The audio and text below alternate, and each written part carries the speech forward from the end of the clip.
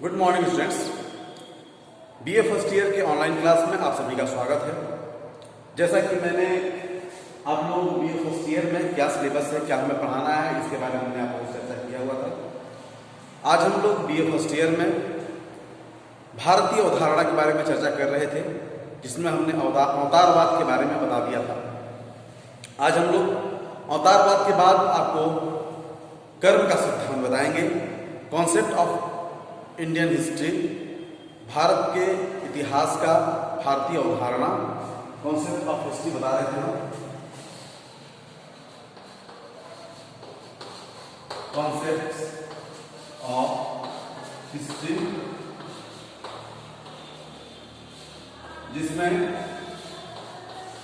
Indian mythology भारतीय अवधारणा क्या है, इसके बारे में हम बता रहे थे। जिसमें आप लोगों को हमने अवतारवाद के बारे में बताया था। अवतारवाद में मैंने बताया था कि किस प्रकार से प्राचीन काल से लोगों की यह सोच रही है कि अवतारवाद है और भगवान विष्णु का अवतार तो 10 अवतार है। उसके बारे में अवतार जब मैंने बताया था आप लोगों को, महाभारत का भी परिप्रेक्ष्य सुनाया था। यदा यदा हि धर्मस्य ग्लानिर्भवति भारत अभ्युत्थानम् अधर्मस्य तदात्मानं सृजाम्यहम्। जब जब संसार में पाप बढ़ता है हम अवतार लेते हैं। इसी प्रकार से अवधारणा रही है, शुरू से अवतारवाद की अवधारणा रही है। तो इतिहास हमारा जो भारतीय इतिहास है अवतारवाद पे रहा है। इसका दूसरा पॉइंट जो हमने बताया था आप लोगों को, बताया नहीं था, बताना है आज, कर्म का सिद्धांत। तो कर्म के सिद्धांत में कर्म प्रधान रहा है। हमारा इतिहास शुरू से कर्म प्रधान रहा है। कर्म को महत्व कर्माणि वाधिकारस्ते या फलेषु कदाचन, हमें इसका भी उल्लेख मिलता है हमारे धर्म ग्रंथों में। कर्माणि वाधिकारस्ते या फलेषु कदाचन, इसका मतलब है कर्म करो, फल की इच्छा मत करो, फल तुम्हें जरूर मिलेगा। कर्म पर आधारित है। कर्म करो, कर्तव्य करो, और कर्तव्य करने वाला ही इंसान सफल होता है जीवन में। और ये हमेशा से यह देखने को मिलता है। दूसरा है मोक्ष। जो 4 पुरुषार्थ हैं हमारे, धर्म, अर्थ, काम और मोक्ष। तो इन 4 पुरुषार्थों में एक पुरुषार्थ मोक्ष भी है। तो मोक्ष हमारे सभी कर्मों का जो मूल तत्व है, जो हम समाज में कर्म करते हैं, उसका मुख्य उद्देश्य वह जो है वह है मोक्ष। तो मोक्ष पे आधारित है हमारा भारत का इतिहास का जो अवधारणा है वो मोक्ष पे आधारित है। अगला है पुनर्जन्म का सिद्धांत। पुनर्जन्म, हमारा भारतीय इतिहास इस चीज को मानने के लिए हमेशा से मानता रहा है कि पुनर्जन्म होता है। हर एक इंसान जैसा कर्म करता है वैसे उसको फल मिलता है, और वह पुनर्जन्म, जन्म के बाद मृत्यु, मृत्यु के बाद पुनः जन्म, फिर जन्म, मृत्यु, पुनः जन्म, एक तरह से चक्र के रूप में चलता रहता है। जन्म, इसके बाद मृत्यु, पुनः जन्म। तो ये चक्र हमेशा चलता रहता है। जन्म, मृत्यु, पुनर्जन्म, जन्म, मृत्यु, पुनर्जन्म, ये चक्र चलता रहता है हमेशा। और यह अवधारणा हमारे भारतीय इतिहास का बहुत पहले से रहा है। पुनर्जन्म का सिद्धांत हमेशा से रहा है। भारतीय अवधारणा के बाद हम यूनानी अवधारणा देखें। यूनान और रोमन इतिहास की जो अवधारणाएं हैं उनकी अगर हम चर्चा करें तो हम देखते हैं कि यूनानी रोमन इतिहास का जो चर्चा है वो डेसियस, एक बहुत बड़े इतिहासकार है डेसियस।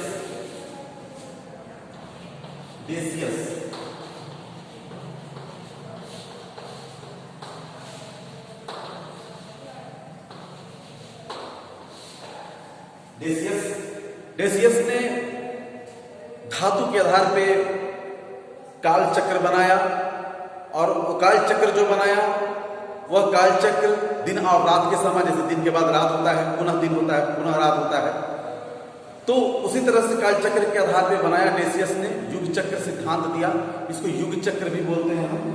युग चक्र का सिद्धांत बोलते हैं डेसियस के द्वारा। दिन के बाद रात होता है, पुनः दिन होता है, फिर दिन के बाद रात होता है, पुनः दिन होता है। तो इसी तरह से यह युग चक्र चलता रहता है। 4 युगों की कल्पना उसने किया है, और उन 4 युगों को उन्होंने धातुओं के आधार पर नाम दिया हुआ है, जिसमें कि मुख्य रूप से रजत युग, स्वर्ण युग, रजत युग, कांस्य युग और लौह युग। जो जैसे भारतीय इतिहास में सतयुग, त्रेता, द्वापर, कलयुग, इस तरह से 4 युग है। तो जो सबसे अच्छा युग को माना है यूनानी रोमन इतिहासकारों ने, उसमें स्वर्ण युग को माना है। स्वर्ण युग, सोना, स्वर्ण सबसे श्रेष्ठ धातुओं में स्वर्ण होता है, तो स्वर्ण युग माना है। उसी प्रकार से दूसरा जो माना है रजत युग, रजत मतलब चांदी, तो दूसरा जो सबसे बहुमूल्य धातु है वो चांदी है। स्वर्ण युग, रजत युग, फिर कांस्य युग, फिर लास्ट में लौह युग। तो ये 4 युगों के रूप में माना है। तो इस तरह से युग चक्र का सिद्धांत दिया डेसियस ने। अगला धार्मिक अवधारणा की अगर बात करें तो सभी धर्मों का अलग अलग अवधारणा है।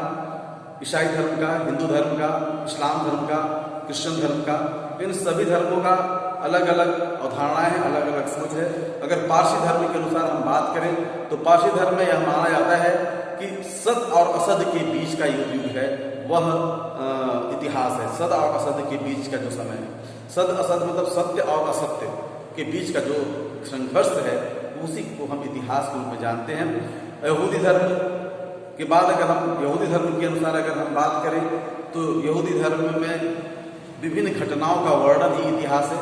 सभी घटनाओं का वर्णन इतिहास है।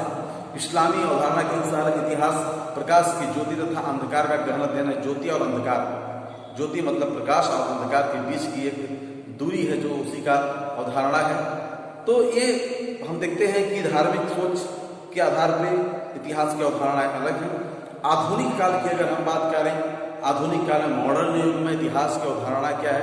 तो आधुनिक काल में इतिहास की जो अवधारणा है वह मानव परक विचार का उत्थान है। मानव परक विचार से तात्पर्य है कि मानवता का सिद्धांत है, मानव परक सिद्धांत है।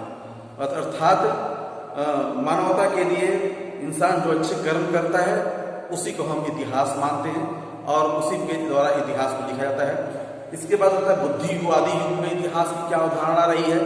तो 18वीं शताब्दी के आरंभ में विचारों का महान परिवर्तन होने लगा। गैलीलियो आए, न्यूटन आए, इन लोगों ने विचार में परिवर्तन हुए और इतिहास की जो अवधारणा है वो वैज्ञानिक होने लगी, उसका संबंध विज्ञान से होने लगा।